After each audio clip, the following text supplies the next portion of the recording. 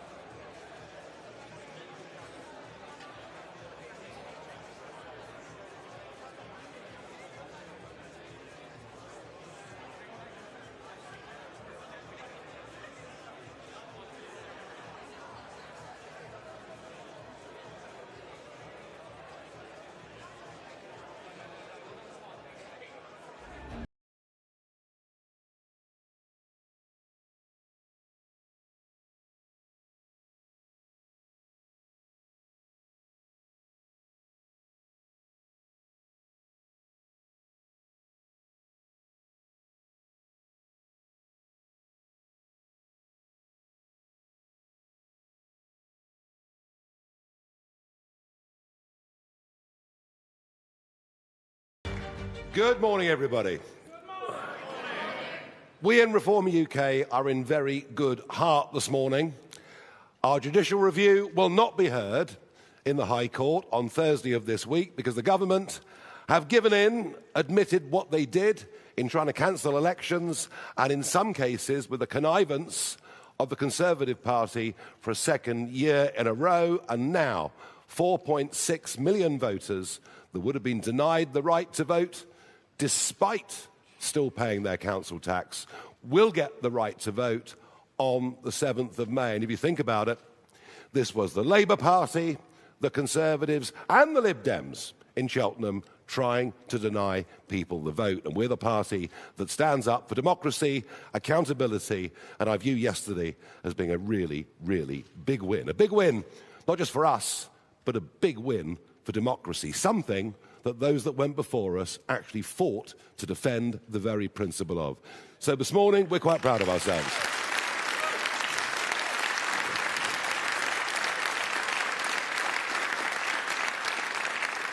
Now, at the time of the general election, which seems a long time ago, I said that what we would do, we would establish a toehold in Parliament in that short campaign, and we would then move on to become the opposition party in this country to the Labour government.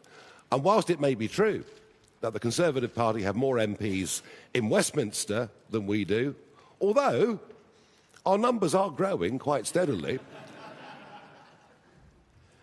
there is no question, given that we've now led for the last 200 opinion polls in a row, given that our average lead is between 9 and 10%, that in the country we are the voice of opposition to this government.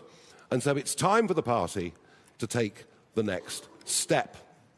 Too often, the criticism over the last 20 months has been that we're a one-man band, to which I generally respond by saying, well, it's better than being a no-man band. But the time has come to broaden the party, to put in place people in shadow positions, and that process begins today, just begins today, with 4 important announcements.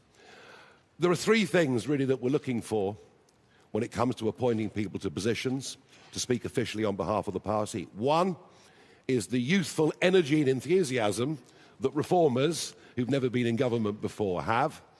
The second thing we're looking for is genuine experience, because people like Richard Tice and myself, we've not been in number 10, we've never been on the front line. We need people who've been there and who know how it works, or perhaps more accurately, how and why it doesn't work. And then we'll be looking, and we started this process last year, and it's going on today. We then need people who are genuine experts in their area to take junior ministerial positions, because frankly, the lack of real-world experience in government is being felt by every business in the land. So today's the first step on that journey, and I want to begin by inviting onto the stage my loyal deputy of the party, Richard Tice, and the man who, if we win the next general election, will be the Deputy Prime Minister, and who is going to take on a very, very important role. The department will be called Business, Trade and Energy. So it's a new super economics and business department, in many ways modelled on what the Germans did after World War II. This was their approach to it, and I'm not pretending we can produce the Wunderschaft overnight, but perhaps we can actually bring back to the world of business and energy somebody at the top of this department who's done well himself in the real world. So please welcome to the stage our head of BTE, Richard Tice.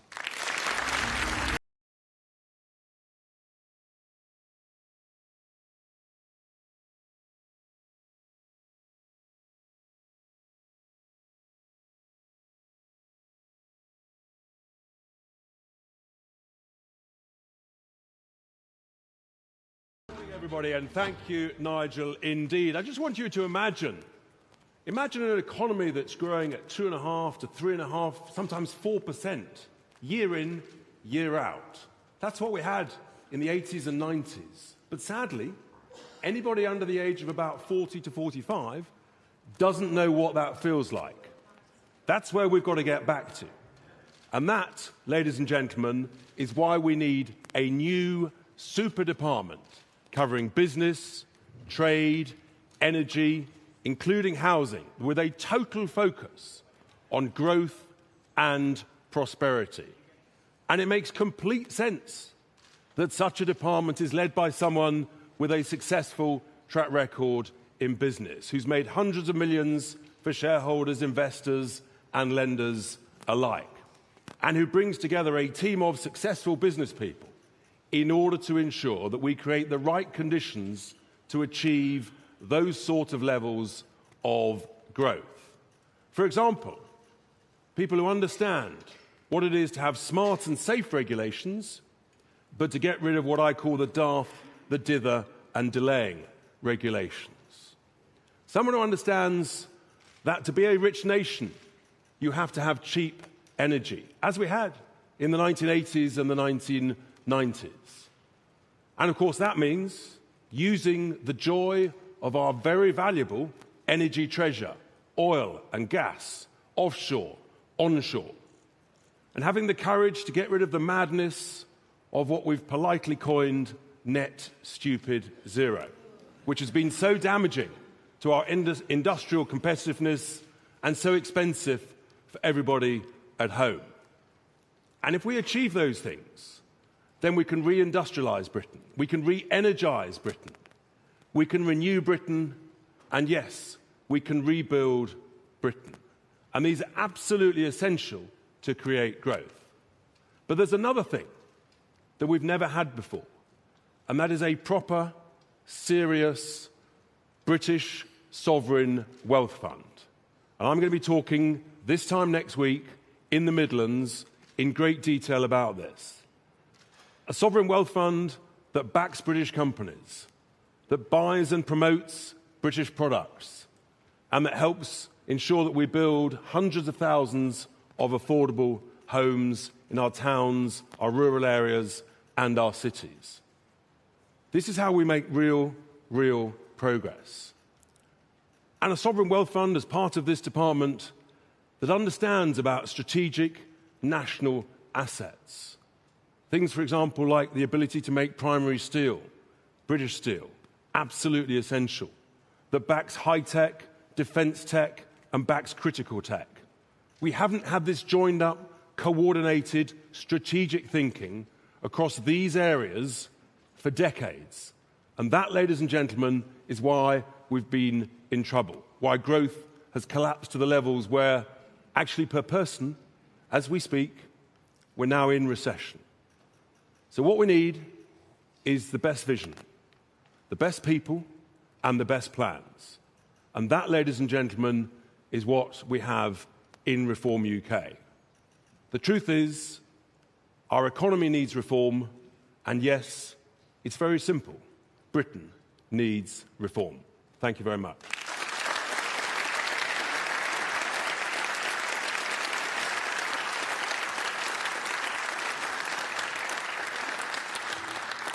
Richard, thank you very much indeed. Now, next up is somebody who joined us recently. I suspect he might have a little less time now to do all his videos because he's taking on a very big job. I do hope that when I announce him, he's actually going to be here, which would make a nice change. But taking on the very responsible and important role of Shadow Chancellor is Robert Jenrick.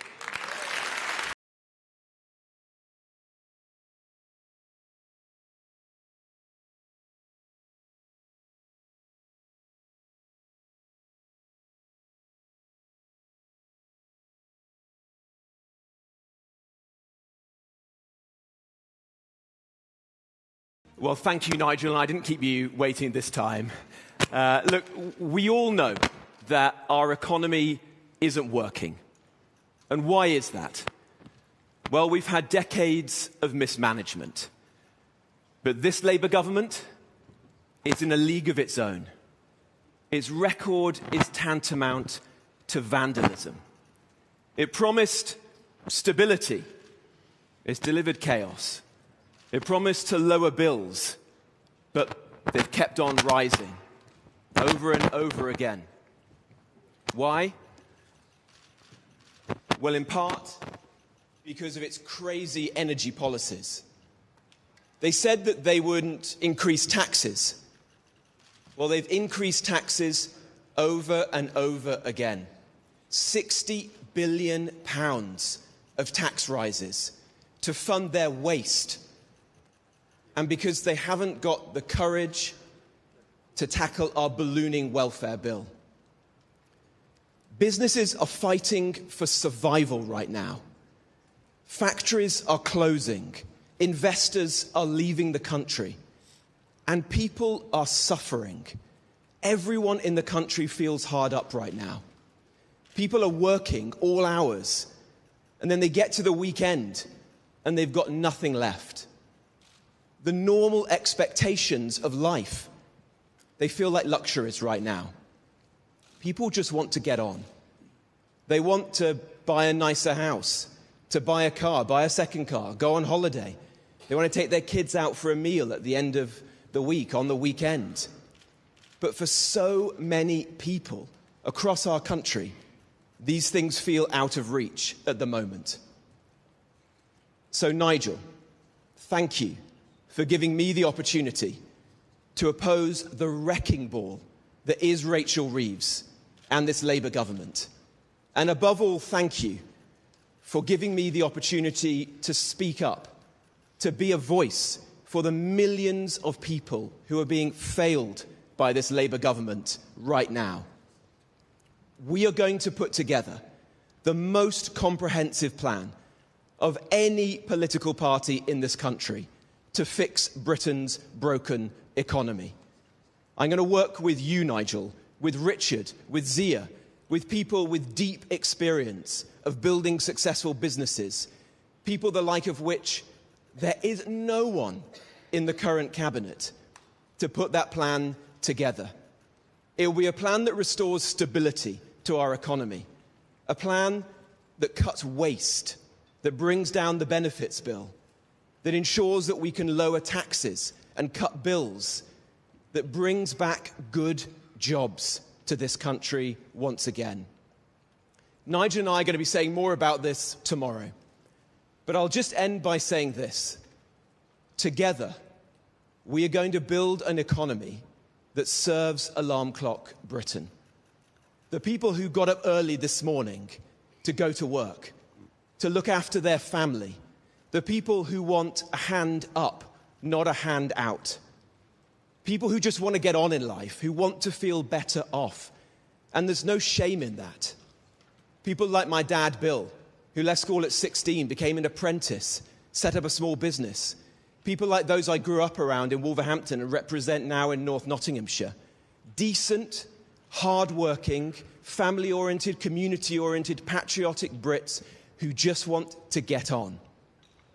We're going to ensure that you can keep more of your money, that the state stops taking your money and wasting it, spraying it around without any regard for how hard you worked to earn it and your own interests. More than any party, we are going to take care with your money. We're going to look after your money as you would. And we're going to work hard every single day between now and the general election and thereafter, if we're lucky enough to be entrusted with leading this country forwards, to earn your trust and confidence. We're never going to forget where we came from or who we're in politics for. We're in politics for you, for your family, for your future, and for this great country. Britain's economy is broken, but it can and it will be fixed with reform. Thank you.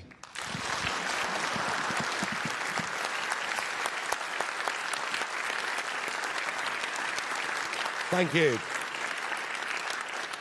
Robert, thank you very much. And Robert's first big press conference will be tomorrow at 11 o'clock here in central London. Next up is somebody who is relatively new to politics. He's only really been in the game for just over 20 months, but he's made a massive impression already, a very powerful public debater and television performer. And Zia Yusuf will take on the role of Shadow Home Secretary with, of course, particular reference to that one issue, above all, that has broken the trust of the British public, with manifesto after manifesto just not telling the truth. I'm talking, of course, about both legal and illegal immigration. Please welcome Zia Yusuf.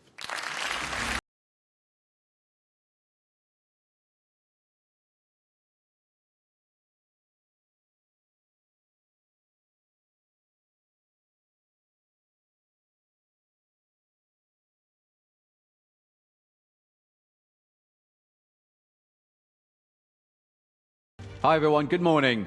So I'm going to open with a statistic. 1 in every 25 people wandering around in Britain today arrived in the last 5 years. 1 in every 25 people in Britain today arrived in the last 5 years. Britain has been overwhelmed by immigration, both legal and illegal. Look, I'm the son of immigrants myself. And my parents, between them, have given almost half a century of service to our NHS. I'm really proud of them. So no one knows better than I the invaluable contribution migrants can make to this great country. But we have to be honest. The sheer scale of immigration over the last 3 decades has broken Britain. More people have turned up on our beaches uninvited in the last 7 years than stormed the beaches of Normandy on D-Day. And those people, instead of being detained and deported, have been given free accommodation, free meals, free access to healthcare, free taxis, free leisure activities, at the expense of the British people, to the tune of tens of billions of pounds every single year. And that's just illegal immigration. If we talk about legal immigration, just since 2010, the equivalent of the populations of Edinburgh, Leeds, Sheffield, Nottingham, Stoke, Bristol, and Cardiff have been added to our populations. So is it any wonder why it's so difficult to get a GP appointment? Why everyone feels unsafe because violent criminals are let out of jail because of overcrowding? We don't have enough prison places. Why tens of thousands of people, to our eternal shame as a country, are forced to wait more than 2 days in accident and emergency. Just imagine that. And by the way, nobody voted for this. In fact, they voted expressly in the opposite way. Everything I just described could credibly be described as the most profound betrayal of the British electorate in history. The Tories said that they would cut net immigration to the tens of thousands, that is a direct quote, in 4 consecutive manifestos. And what did they deliver? They delivered 12 million people migrated into this country in their 14 years. 6.5 million people net. And did they build enough infrastructure? I'll let you be the judge of that.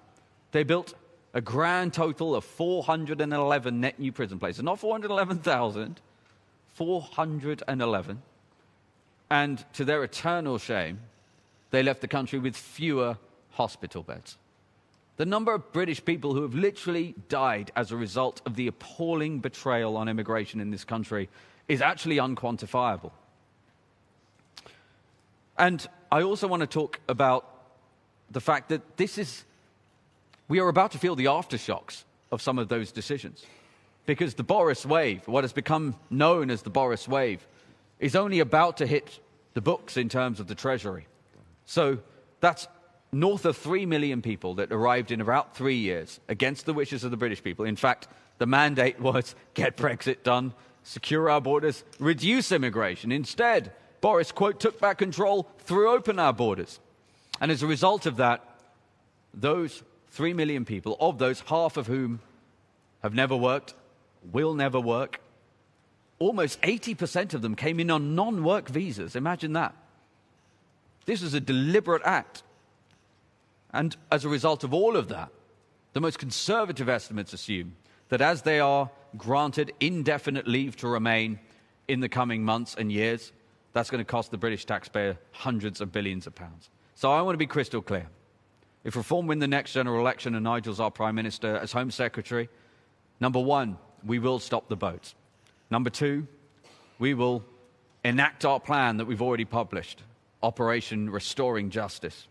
We will not just leave the ECHR, we will derogate from every international treaty that would otherwise then be used to frustrate and upend deportations. We will take on the serious and real threat that has been neglected of radical Islam in this country and ensure that if you come to this country with the goal of upending and usurping our laws, you will be deported forcibly. If you are in this country illegally right now and you are watching this, I want to be crystal clear. As Reform's Home Secretary, I will ensure that you are deported from these lands. A Reform government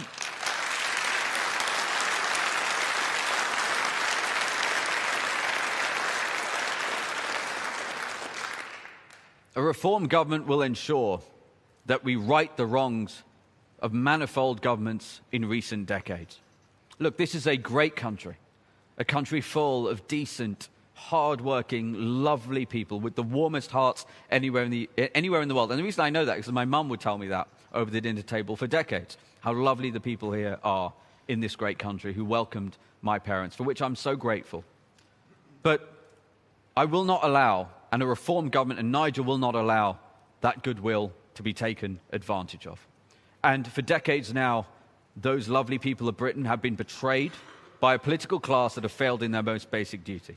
We will not fail in that duty. We will uphold that duty. We will stop the boats. We will secure our borders. We will deport people who are in this country illegally. We will keep British people safe. And as a result of that, a Reform government with Nigel Farage as our Prime Minister will make Britain poised, proud, prosperous, and powerful. Thank you very much, everyone.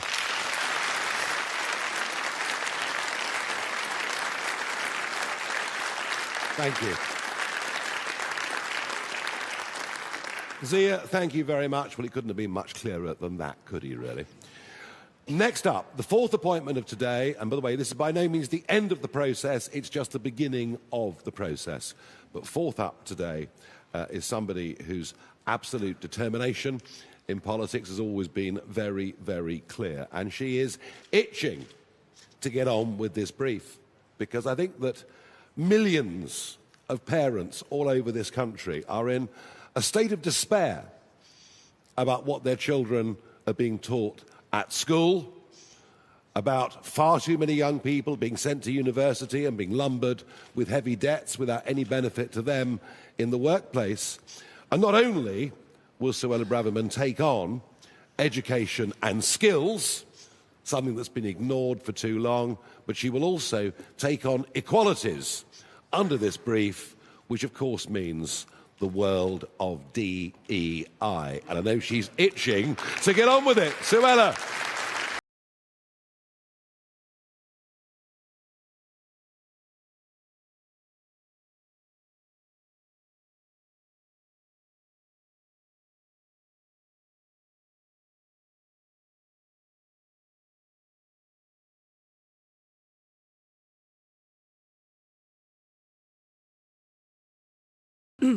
I'm deeply honoured to have been asked by Nigel Farage to be Reform UK's spokesman for education, skills and equalities. Now, what we teach our children, and indeed how we teach them, has a profound effect on the destiny of our country.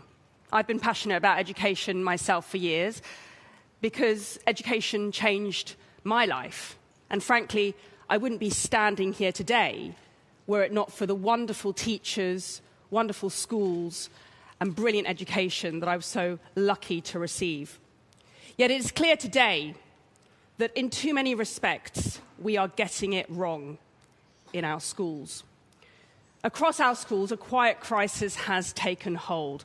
Violence and disorder have eroded the authority of teachers. Too many teachers now face the fear of intimidation and assault in the classroom. Discipline, once the backbone of education has been weakened in the name of progressive ideology. At the same time, the foundations of knowledge, literacy, and numeracy have been undermined by this Labour government. Changes to Ofsted, a dumbed-down curriculum, are all replacing excellence with mediocrity. In some classrooms, children are taught to view Britain with shame rather than pride, to focus on grievance rather than gratitude. They're taught more about gender ideology than biological fact. This is not education as it should be. I know what is possible because I've seen it with my own eyes. Years before I was even a Member of Parliament, I helped to establish one of the first free schools in the country, a school that went later on to become one of the best schools in the country, the Michaela Community School in my hometown of Wembley, where I served as chairman of governors. Guided by a traditional curriculum, firm discipline, and the unshakable belief in every child's potential, Michaela Community School has transformed thousands of lives, not by accident, but as a product of clarity, courage, and conviction. And we must now summon the will to replicate that success around the country. That is why a reform government will restore freedom to our schools and restore authority to our teachers to uphold order, standards, and respect. It's why a reform government will deliver a patriotic, balanced curriculum that fosters a love of our great country. And it's why a reform government will bring an end to the transgender chaos in the classroom. Social and gender transitioning will be absolutely banned in all schools, no ifs, no buts.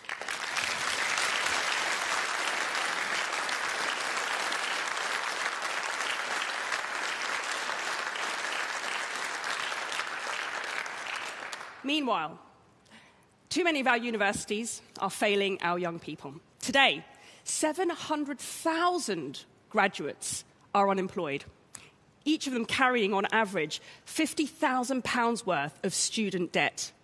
The truth is that too many of our young people have been sold a lie about university, wasting 3 years of their lives on Mickey Mouse courses, all while we have a chronic shortage of nurses, builders, and care workers. The system is broken. So I tell you what we need. Instead of Tony Blair's 50% of young people going to university, this is what we need. We need Nigel Farage's 50% of young people going into the trades.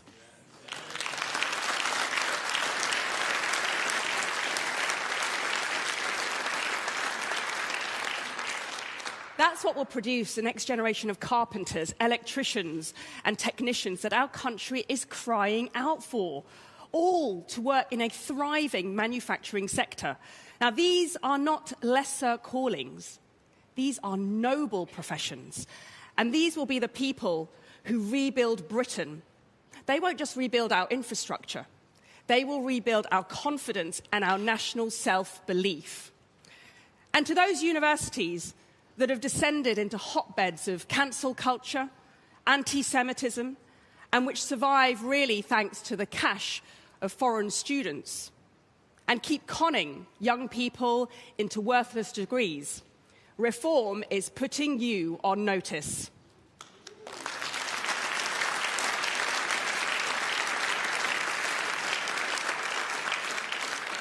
And finally, in my equalities brief, let me say this. The Britain that I love is being ripped apart by diversity, equality, and inclusion. Because the truth is that DEI has become less about diversity and more about conforming to left-wing ideology. Less about equality and more about prejudice against white people. Less about inclusion and more about exclusion of those who dare to challenge the dogma. It's why was it acceptable for white Christian men to be discriminated against by the Sentencing Council? Why did nobody do anything for years when the police turned a blind eye when thousands of white working-class girls were being systematically raped by largely Pakistani Muslim grooming gangs? And why does no one in this government seem to care that it's white working-class boys who have the worst educational outcomes in our country today? So do you know what a reform government will do? Well, on day one, we will get rid of the Equalities Department.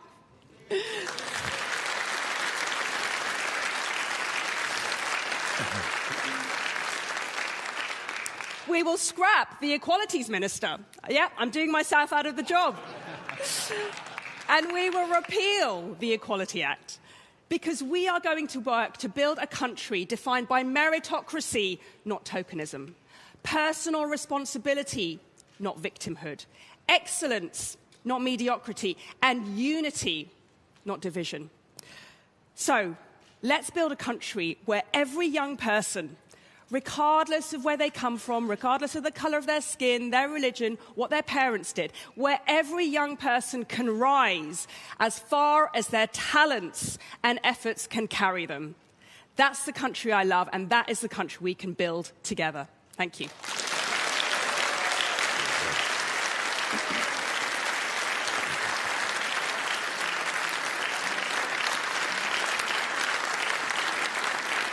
Thank you very much. Well, again, there was no room for any confusion there, was there? What you're seeing today is just a start, but a very important start, and 4 very competent, capable people who will take on these areas, do their own press events, travel around the United Kingdom, and you'll be seeing a lot more of all of them over the course of the coming days, weeks and months, and who knows, maybe a little bit less of me. We're certain that Britain is broken and that Britain needs reform. We're deadly serious about what we're doing. We are now the opposition to the Labour government, and we intend to campaign in even more seats than we thought this time yesterday as May the 7th approaches, which is our next big, very big landmark moment. Now, I have a number of questions from the press, and you can address them to me or any of the panel. It's entirely up to you. First up is Christopher from GB News. Thank you, Nigel Farage. Some quick questions. Why no Defence Secretary? Why no Foreign I can't win, Secretary? really, can I? Well, no, but these are the most important issues facing this country, our protection. Why have you chosen these individuals for these jobs particularly?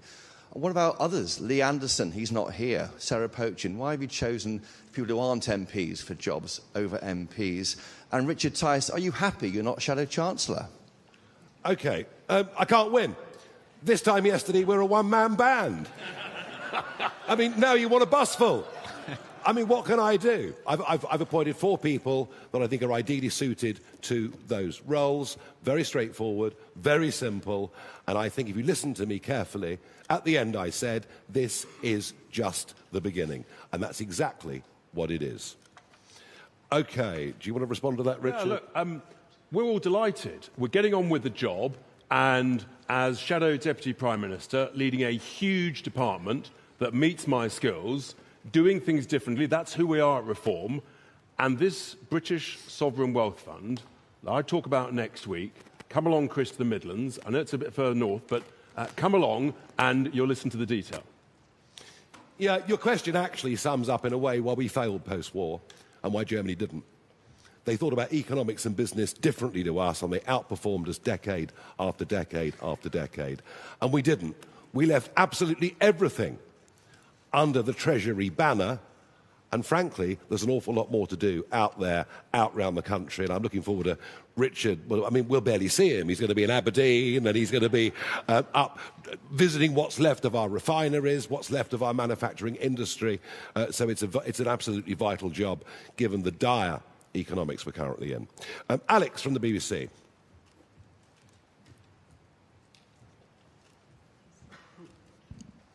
Thank you very much, Alex Forsyth, BBC News. You said right at the beginning of your speech today that you're a party that stands up for democracy in light of the action you took against the government's decision to postpone elections for May.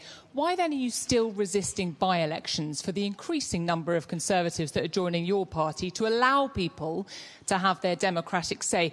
And on this announcement today, you have chosen to promote two very recent Conservatives to the first bit of your top team, if you like. People that were ministers who were the architects of the policies that you now criticise. Why should people believe this party will be any different to what's gone before? Well, I think you'll find these were two people who were ministers, but frankly weren't ministers for very long because they were eased out of their positions or they resigned because of the failure of that government. And I've made it clear that we need experience. And there's no way around that.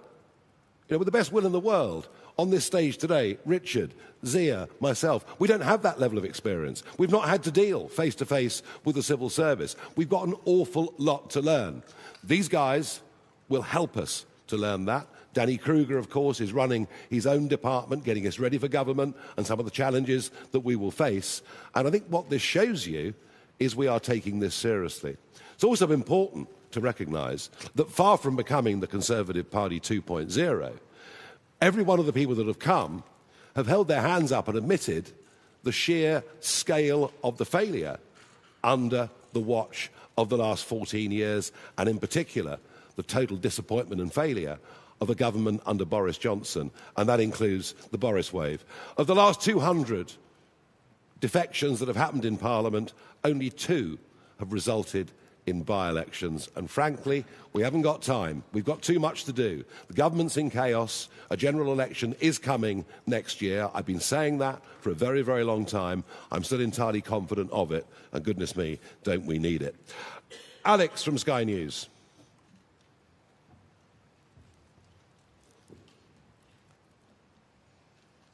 Nigel, Kemi Badenoch said recently that defections to your party had allowed her to get rid of drama queens who create problems. How are you going to ensure that reform won't fall prey to the same psychodrama that plagued the Tories? Very simple. If people mess about, behave badly, and are disloyal, they won't be here very long. We're not going to put up with it. We're not going to put up with it. We'll have our disagreements, of course we will. But we'll have those disagreements in private, behind closed doors, resolve our issues, resolve our disputes that naturally happen when any group of human beings come together. But, I mean, you know, I won't tolerate it publicly. We haven't got time. We're not going to put, you know, we are not going to aim for government to put it through the same psychodrama that the Conservatives did for over 4 years, where they spent more time fighting each other than they did fighting for the country. So I think we're pretty clear on that, and everybody that's doing this, you know, is doing this with a very clear sense of purpose. We genuinely believe that this country is in deep, deep trouble. The spiral of decline is rapid, and it needs to be turned around. And indeed, one of the most common things that is said to me in the street now by people who are supportive is, you may be the last chance we've got. And that's just how seriously we're taking this. Harry from ITV.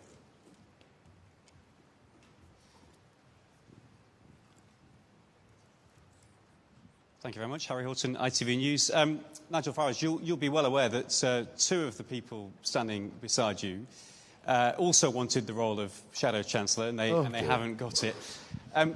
You say you're not a one-man band anymore. Are you sure you can keep this band together for the next however many years until the next election? And then a question to Zia Yusuf. Have you spoken to the man to your left about the Boris wave, as you call it? And have you two put your differences aside? Well, I don't think Zia's held back on the Boris wave too much, do you? And from what I can remember, Jenrick resigned as immigration minister. What more do you want? What more do you want? He resigned. He could see what was going wrong. He tried to put the right things in place. So I don't think we need to answer the question, frankly. I think it really rather speaks for itself. Gary from Channel 4. Thank you very much. Rather grand titles here. Am I meant to call you Shadow Prime Minister? You've called me many things over the years. It's okay.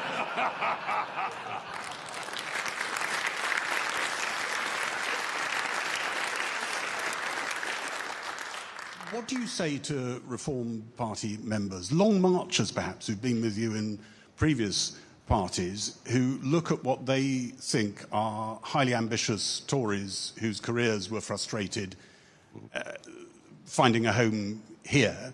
And you said this was a one-man band until very recently. Is there a reason for that?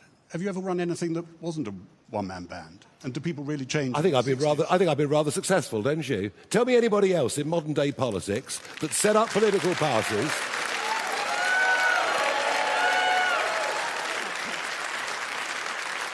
I am a political entrepreneur. I do things that nobody else could do. I set up organisations, and in the past they've been with a very specific purpose, getting us out of the European Union, getting Brexit back on track. Both of those, albeit a very long march, both of those were successful. This is different. This is not just about one cause or one issue. This is about a country that's going down the tubes, that has two political parties that have utterly failed, that don't have the courage to stand up for the British people or to put them first. And this is about creating a machine for government. And I'll tell you what I'm really pleased about. A year ago, you look at opinion polls, and Farage's popularity and the party's popularity were two different things. There was a big gap between the two. Now, if I was hit by a bus tomorrow, Reform has its own brand. Reform has its own identity. And now Reform has its own senior characters with their own departments to lead. So I'm enormously proud of that. But I can assure you that that phase of getting this thing going, of raising the money, of raising our profile, we're past that phase. And that's what today is actually all about.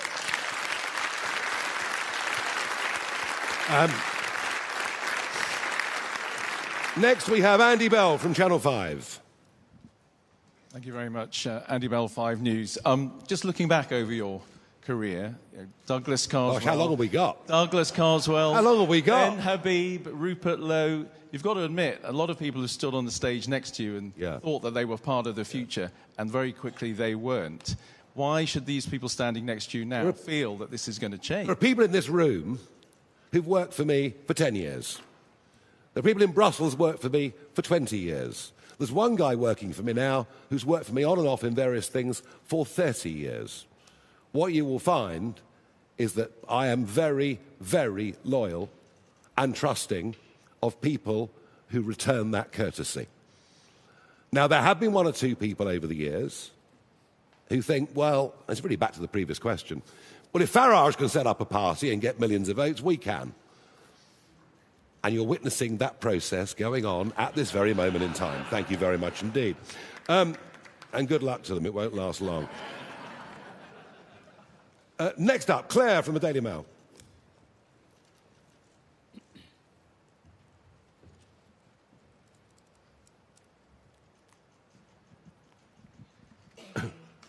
Nigel Farage, the Tories have branded this new front bench a tribute act. How do you respond to that? And Robert Jenrick, is your ambition to be a tax-cutting Chancellor? Would you commit to reversing some of Labour's tax rises, including the freeze on national insurance? Thank you. 2 responses. Number 1, we won that court case yesterday against the Conservative Party, who stood up in Parliament and said it's an outrage to delay elections, and then in the case of Norfolk, Suffolk, East Sussex and West Sussex, tried to put off the elections for a second year in a row. And that's your Tory party. Facing both ways at the same time, no sincerity, and frankly, after May the 7th, when you come to our May the 8th press conference, you will see they have ceased to be a national political party, geographically. It's over.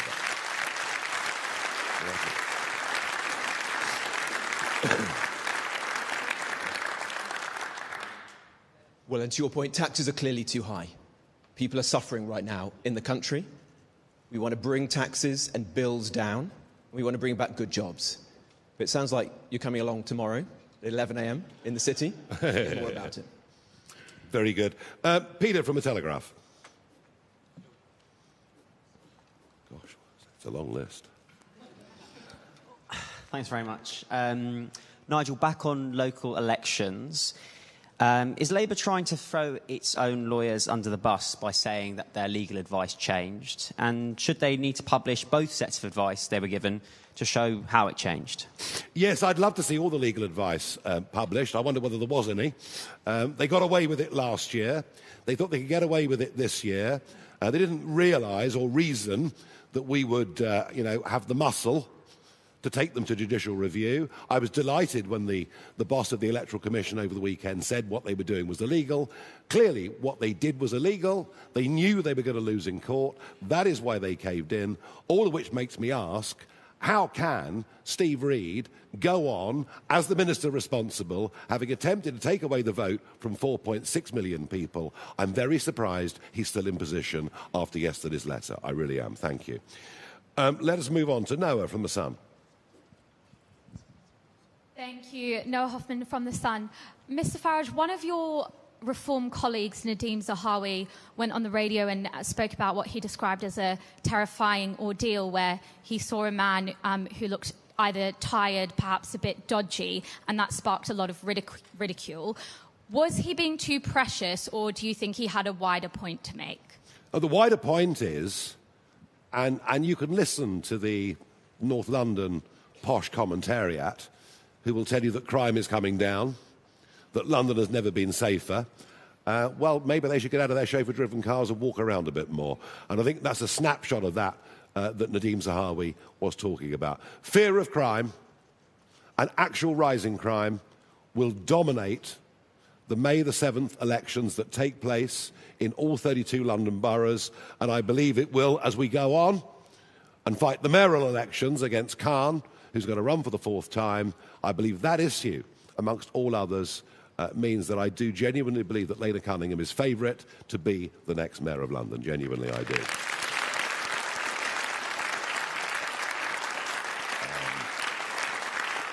David from The Express. Thank you. If after the May elections we see potentially the SNP still in power in the Scottish Parliament, and Plaid Cymru obviously are in a great race with yourselves to lead the Welsh Parliament, do you fear that a reform government could actually find one of its greatest immediate challenges is holding the United Kingdom together?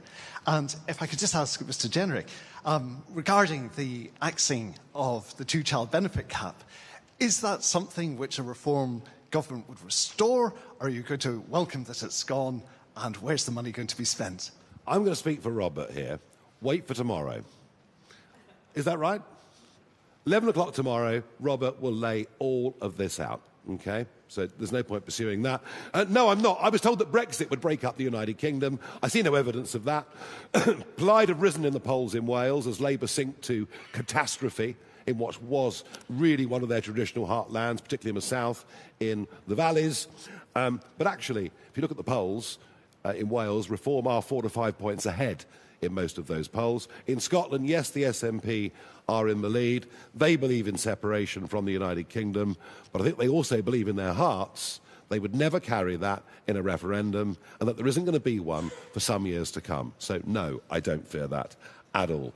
Daisy from The Times. Thank you. For Nigel Farage, is this the end of the defectors now you've used up 4 of your strongest bargaining chips, or have you deliberately kept the roles of Foreign and Defence Secretaries under wraps so that you retain a bit of your bargaining power? And for Robert Jenrick, I appreciate you're giving a speech tomorrow, but a big story today is that unemployment has hit the highest level in 5 years. As Reform's Chancellor, what would be your plan to fix this?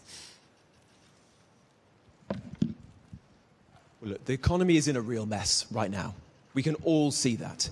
And nothing is more important to us as a party than jobs and getting companies to employ people and getting people back into the job market, particularly young people. Youth unemployment in this country is now at its highest level in years. It's higher than it is in Europe now for the first time this century. This is going to be one of our priorities. How do we do that? Well, we're going to set out our economic plans tomorrow, but it's going to be about reducing bills, having a sensible energy policy to make our country more competitive once again, reducing taxes as we can, and bringing back good jobs in all parts of the country. So hopefully I look forward to seeing you tomorrow morning. Very good. The end of the defectors. Wow, it's got a certain ring to it, isn't it, really? It could even be a book. I might write it. You never know. You will have known that on the Conhome site that Robert was the most popular frontbencher and that Suella was the most popular backbencher. I think having taken those two, from the still Conservative wing of the Conservative Party. I mean, most of the Lib Dems now, obviously, certainly in the House of Commons. Do you know something? I'll answer that honestly.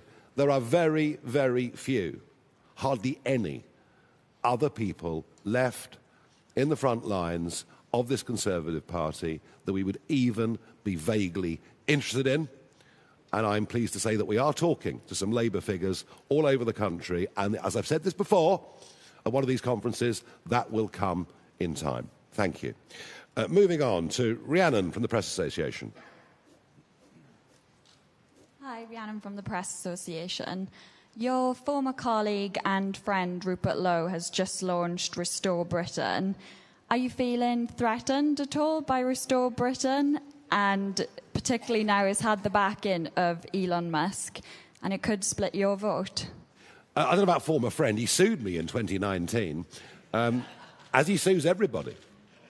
And if you look at the history of Southampton Football Club, and then look at the history of W.H. Ireland, which he chaired in the city of London, you will see he was removed from both of those roles after lawsuits galore and 2 very dramatic EGMs. So friend would be stretching it just a little bit. There are, last time we counted, 11 parties that claim to be on the right or centre-right of British politics, from the Heritage Party to goodness knows who else. There is only one proper brand of centre-right politics in this country. It's called Reform. And as I'd mentioned earlier, you know, people think, oh, Farage has done it. We'll just set a party up. It'll be marvellous. We'll sweep the next election. It just isn't as easy as that. Now, does he have a profile on X? Yes, he does. Is Elon going to support him? Probably. But you see, you know, when he stood up and said that we've got to consider the mass deportation of entire communities, including those born in the United Kingdom, that just moves way beyond a point of reasonableness, of decency, of morality. And that was the moment at which, you know, I realised we just had to get rid of him, and get rid of him as quickly as we could. And I think in terms of the way we dealt with that, we were probably more brutal than the other parties. But you know what? That's the way it's going to be. Thank you.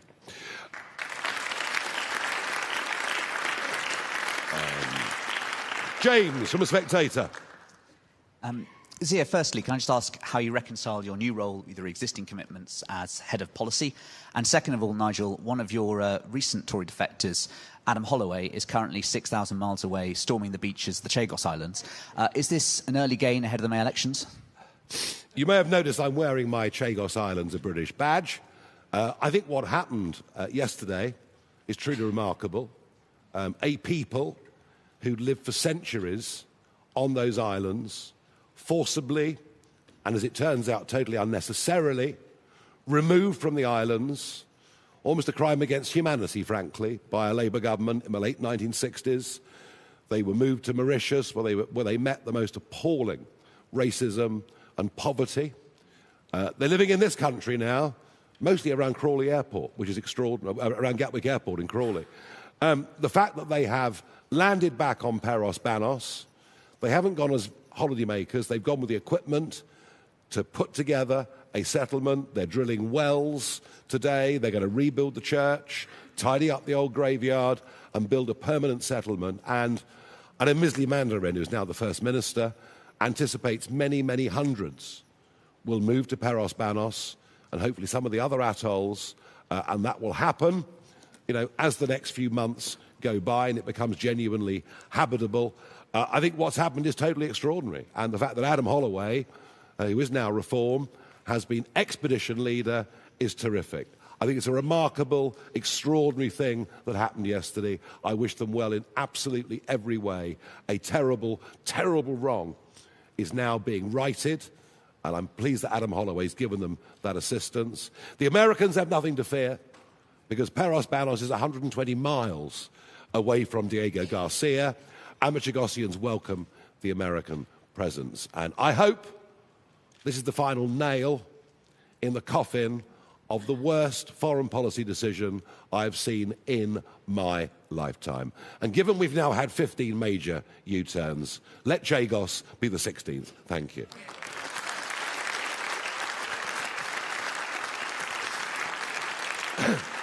Camilla from the Daily Tea. Hi, everyone. Just to follow up on PA's question, actually, Rupert Lowe, according to Find Out Now, is polling at 10% with his Restore Britain. I will ask you whether you think that's a credible figure. Second of all, with the right divided 3 ways, 11 ways, according to you, I did ask Zia Yusuf on my GB News show on Sunday if faced with the prospect of a so-called progressive alliance of Labour, the Lib Dems and the Greens, would Reform do its patriotic duty to unite the right? And he seemed to indicate yes, which seems at odds with your position. So are you united in Reform on uniting the right? Do you know, there is disagreement in political parties. It happens. And between human beings. Look, I've no intention of doing a deal and shaking hands with people that I believe to be utterly dishonourable. And that is how I view the Conservative Party, and particularly after 2019. You know, we got rid of Theresa May. It was the Brexit Party that did it, albeit the Spartans helped get us to that line. And, you know, we sort of opened the door up for Boris Johnson, helped him get a bigger majority, and I feel absolutely betrayed by Johnson and what that Conservative government did. I've been in business a long time. I do lots of deals. Some are successful, some are failures. But you know what? I do deals, I look people in the eye, I shake their hands because I trust them. I do not trust this Conservative Party, and the best evidence of that is Kemi Badenoch's performance over the cancelled elections, facing both ways at the same time. That's no use to me at all. As far as Rupert Lowe is concerned, there will be some polling published later today that shows his recognition factor amongst members of the British public. It is not very high at all. And so a push poll that says 10% is utter rot. The party isn't even registered. He won't be on 1% anywhere, not even probably in Great Yarmouth. Thank you.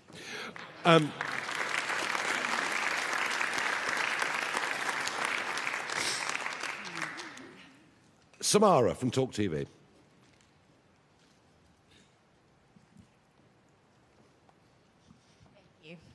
Mr Farage, has there been any internal upset within the ranks about your appointments today?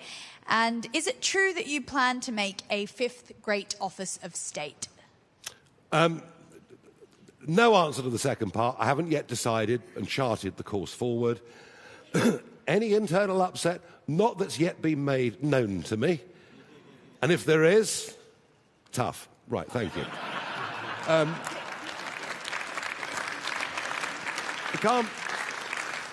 We're not mucking about here. We haven't got time. The country's in too much trouble. We've got to get on with the job. Hugo from the iPaper. Thank you. Richard Tice, you've talked about the need to regenerate industry. Sola Braverman talked about getting more people into trades. And obviously, Nigel Farage mentioned Germany's post-war journey a couple of times. Mr. Tice, is it your intention to reduce the proportion of Britain's economy that relies on services if you get into office? Well, the reality is we've got to grow the whole economy. But we can see the impact of high energy prices, and essentially decarbonisation has led to the deindustrialisation of the UK economy. And it's been an absolute disaster. And it's why one of the main reasons we've got no growth whatsoever. Let's grow all of the UK economy across the range of different sectors as fast as we can. And for all of those under the age of 45, we want them to experience an economy that's growing 3.5%, 4% a year. At the moment, those people of those ages have never experienced that. It's a great feeling, and that's what we've got to get to. Yeah, and there's a big change of thinking, you know. From the 1980s, it was all about who can manufacture stuff the most cheaply, and let's import it, export it, let's have just-in-time supply chains. And kind of that argument went right through Blair's time, right through much of Labour's time, even up to and including the referendum arguments. We can't leave the EU because of the just-in-time supply chains. I think with the threats that we've seen in the world from Russia, the threats we've seen in the world from China, I think there is now such a thing as strategic industries that actually matter to a country. And that's why one of the things that Richard's going to be working on is to put together an industrial strategy for the country going forward. So we're talking here about quite a marked shift in what's been a prevailing economic orthodoxy for the best part of, well, nearly, 45 years. Thank you. Right, a few more to go. Lucy from Bloomberg. Thank you. You and your various MPs at various times have spoken about the need to improve birth rates in the UK. Suella spoke about the scrapping of the Equality Act. Are you worried that that might have a chilling effect on birth rates, given the protections that it gives for maternity leave? And if I can ask as well on Suella, who mentioned the need to improve skills and get more people into jobs like nursing, do you accept that part of the problem there is also around public sector pay? And what do you plan to do about that? Well, I think actually one of the problems is we put a cap on the number of doctors and nurses in this country that we train, and then rely on doctors and nurses coming from much, much poorer, in particular African countries, where they're probably needed even more. I think the whole thing's absurd. Suella, do you want to answer that stuff about births and families? Scrapping the Equality Act means getting rid of the pernicious, divisive notion of protected characteristics. But of course, in the workplace, people do require some protection. So, of course, it's all about making sure we strike a balanced approach, protecting those people in the workplace who have legitimate needs, but also getting rid of this whole industry that has grown up over the years, which is dividing people, dividing our country, and doing so much harm. Thank you. Samuel from City AM. Thank you very much. It's one from Mr. Jenrick. I understand you have a speech tomorrow in the City. I just want to ask you on a policy reform has already come out with regarding the banking industry. You've previously come out against the idea of a windfall tax. In 2022, you said a tax on exceptional and unexpected trading profits does not inspire long-term confidence. Now, this was about a levy on energy companies, but I'm wondering how you reckon this with reforms policy and a lot of Mr. Farage's rhetoric towards the banking industry. And just on that, how do you hope to be reforms man to woo the City with a policy that is going to get so much pushback from the financial services sector and lead to firms likely pulling investment or threatening to pull? And if I may, just one for Ms. Braverman. On the industrialisation policies you've been discussing recently and happy for reform to pursue socialist policies, do you still identify as a conservative? And would you say reform will govern What as are these conservatives? socialist policies? I'm sorry, I'm getting a bit confused. Industrialisation comments. What? I'll find you the line. Don't know, do you? There's actually a case for if we were serious about industrialising our country and the renaissance of our industry, state involvement in our industries. Well, I don't think state involvement in strategic industries is socialism. I mean, I understand you saying that socialism might be, a very high percentage of the British economy, being involved in what in the old days we would have called the means of production. There's nothing socialist about saying that the British government should maybe take a stake in some of these strategic industries. That's not nationalisation, far, far from it. So I do actually reject that completely. Robert? Well, if I can concur with Nigel there, there's nothing socialist about saying that our economy should be concerned about salvaging strategic industries like steel or car making. We're losing those strategic industries now, and as a result of the crazy net zero policies, frankly, of the last Conservative government and now of this one, we're rapidly deindustrialising. It's not socialist to say that we want to revert that, particularly when we're a 90-odd% service-based economy that is being massively disrupted by AI. So we're going to have an industrial strategy, and we're going to have an economic plan that salvages the good jobs and those strategic industries. Be in no doubt of that. I think what you're referring to, I said in the past, was I disagreed with the last Conservative government's decision to increase and set the energy profits levy, which was massively harmful to long-term investment in the North Sea. I continue to agree with what I said previously. That is already proving to be very damaging to the hundreds of thousands of good jobs that rely on that industry, particularly in the northeast of Scotland. And that is something that Richard and I will continue to work on. As regards the City, well, look, I hold my hands up. I didn't work for 10 years as an economist at the Bank of England. I'm not a chess grandmaster. But with Richard and Nigel, I do intend to get out to talk to businesses in the City and, frankly, right across the country so that we can build the best possible, most productive relationship and a one of trust, that they can see in us a government in waiting that can be trusted with the economy, and above all, people listening to this programme, to this event today, can know that we will be careful with their money and provide the stability that our economy desperately needs right now and is not being provided by Rachel Reeves and this Labour government. Thank you. Noah from Politico. Thank you very much. Nigel Farage, you've previously said that a ban on social media for under 16s would be ludicrous. Have you changed your mind, or would Reform reverse any ban introduced by a Labour government, hypothetically? And just secondly, other opposition parties have said that Palantir's contract with the MOD should be scrutinised quite closely because of its links with Global Counsel and Peter Mandelson. What's Reform UK's view on Palantir's relationship with the British government? Thank you very much. Well, as far as I know, Palantir is a private company, very close to this Labour government, who clearly believe in their abilities to do things. I do understand that the government went to Palantir with the compulsory ID scheme, and Palantir refused the business. Well, good for them is all I can say. So maybe there are some nice things we ought to be saying about Palantir, it seems to me. Right, we've got to move on. Time is running out. Let's go to Natasha at OBC.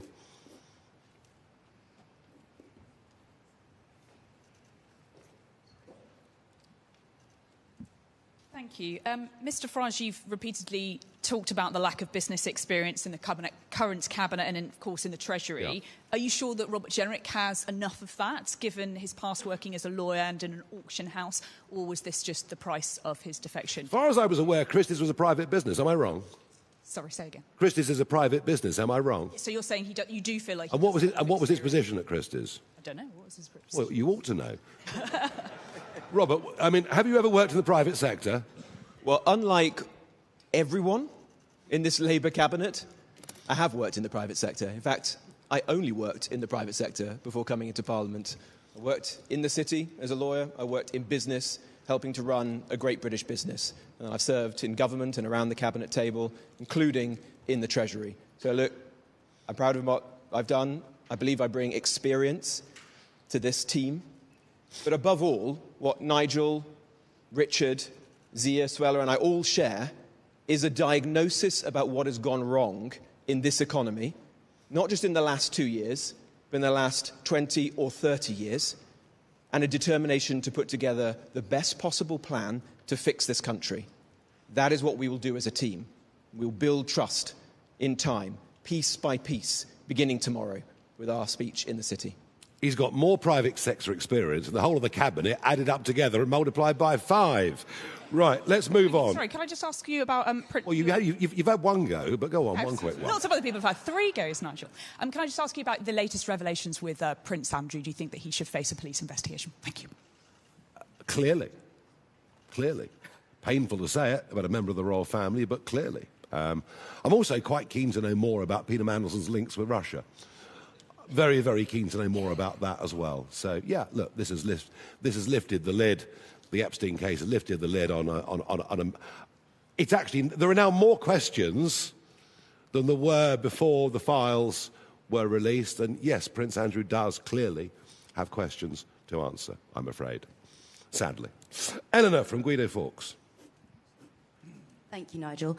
Last week, Reform opened its candidate application process for the next general election. Yep. How many applications have you had so far? And just briefly, Richard, are you still head of Reform's Doge unit? Yes, is the answer to that. And we're doing incredible things. And it's going to be even busier on May the 8th when we're in lots of other councils. Of that I can assure you.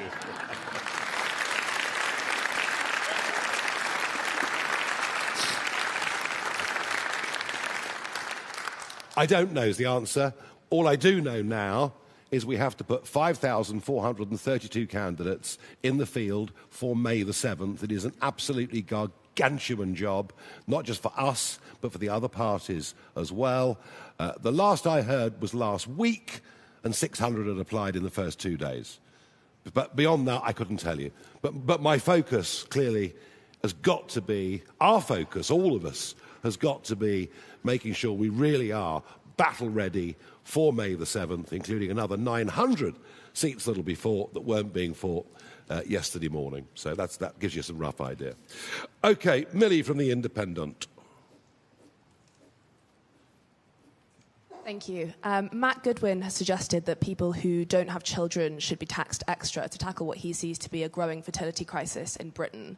Do you agree that fertility in Britain is a crisis that needs to be tackled? And is taxing those without kids something Reform would consider implementing?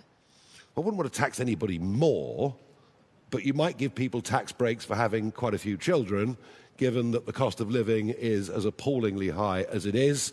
And, you know, it's really interesting. I mean, I did a surgery event the other week in Clacton, and bloke says, he says, I'm working 7 days a week. I'm working all the hours God sends. I'm clearing out lofts. I'm doing this, that, and the other. He said, the people next door, it's different for them. They don't get up till midday. Deliveroo keeps bringing food round. He said, they go on holiday. We can't afford it. So there is this incredible gap now. And actually millions of people working who might be better off claiming a whole range of benefits. So if part of our strategy going forwards, if part of it, it'll be up to him, not me, if part of our strategy going forwards is to find some way that we can help young working people have kids in an affordable manner, that to me would be a very decent and very good thing to do, and kind of gets back a little bit to the earlier question about equalities in birth. Right, 3 more. Anna from the FT. My first question's to Zia Yusuf. You've no doubt seen the incredibly violent scenes unfolding at the hands of ICE in the US, and yet you've boasted about creating the UK's version of that here that would round up hundreds of thousands of illegal immigrants and deport them. Do you really believe that the British public want a Trump 2.0 immigration policy? And my second question is to you, Suella.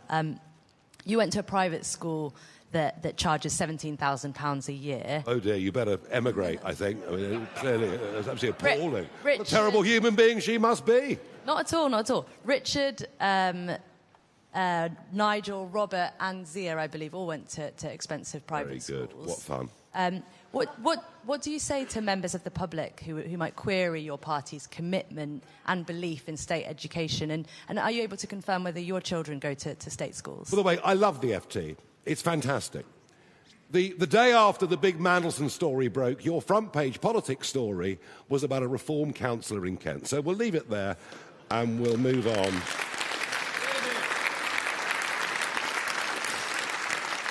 We'll leave it there. There's no point. There's no point. Just write some silly story tomorrow and have fun with it. And we won't bother to read it. Peter from The Guardian. I've got a question for all 5 of you. I'm slightly worried about you might be feeling left out. But it's going to be a quite quick one, so yes or no answers will be fine. There's been a big measles outbreak in North London, seemingly due to the lower rates of MMR vaccination. Keir Starmer has released a statement this morning basically saying that this kind of thing shouldn't be the factor of a culture war. It's about protecting people. So would each one of you agree with Keir Starmer on that, and would each one of you urge parents to give their children the full MMR vaccine? Thank you very much. Yes, absolutely, 100%. And by the way, I've always believed in vaccines. I've always thought vaccines have done a hell of a lot more good than harm in society. The only argument is that we were given something over COVID that we were promised meant we couldn't catch COVID again or we couldn't pass it on, and that simply wasn't true. And the government told us that, all the while they knew that it wasn't true. So it was, they could have had a different diagnosis for it. But yeah, to see the outbreaks in measles is, I think, in 2026 is very disturbing, yeah. I don't speak on their behalf. Yes. Do you want to answer that one?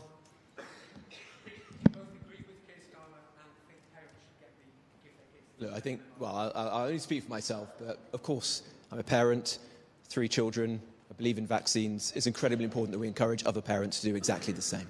Yeah, OK. I think that'll do, don't you? I think we've done pretty well with that, thank you. Last question, Alexander from the Mirror. Mr. Farage, your candidate, Matt Goodwin, has declined to condemn the endorsement of Tommy Robinson and claims some people born in Britain aren't British. Do you oppose Robinson's support, and do you agree with Mr. Goodwin about Britishness? I just don't have anything to do with him. And we know where Tommy Robinson's loyalties lie. He's with Ben Habib, or is he with Rupert Lowe? And are they getting together, or do they hate each other? I don't know, I'm very confused. Tommy Robinson can do what he wants to do, away from us, as long as he stays within the law, which doesn't always do. And it's just none of our business, nothing to do with us, nothing to do with the campaign in Denton and Gorton, which is next Thursday, and which is going to be incredibly close. Thank you, everybody.